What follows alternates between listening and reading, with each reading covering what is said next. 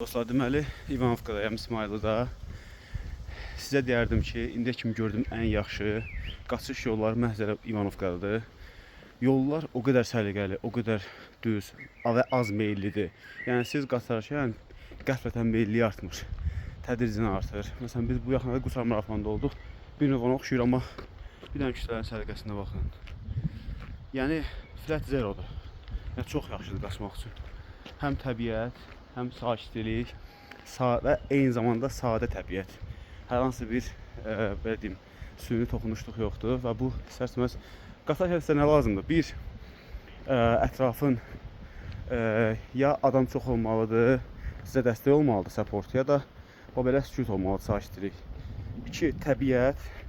Marafonlarda ümumiyyətlə ən əsas mövzulardan biri view'dur, yəni mənzərə, mənzərənin olmağı. Mənzərənin olmağı ona görə lazımdır ki, siz stimul olarsınız qaçmaqdan. Məsələn, bir yerə kimi insan psixoloji stabilliyini qoruyur, ayaqların fiziki qüvvəti, düz hər şey mindsetdə başlayır, amma sizə dəstək olan hansısa bir alternativlər olmalıdır.